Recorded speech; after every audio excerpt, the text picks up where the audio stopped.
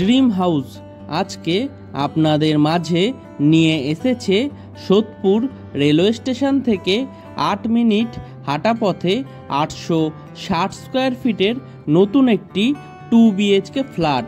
প্রজেক্টটি থেকে আপনারা পায়ে হেঁটে মাত্র 2 মিনিটের মধ্যেই রেগুলার লাইফের সমস্ত জিনিস পেয়ে যাবেন। ফ্ল্যাটটি G+4 উইথ লিফট প্রজেক্টের ফার্স্ট ফ্লোর এবং 4th ফ্লোরে আপনারা পেয়ে যাবেন। ফ্ল্যাটটি সামনে থেকে দেখার জন্য আমাদেরকে ফোন নাম্বারে ফোন করে দেখে নিতে পারবেন।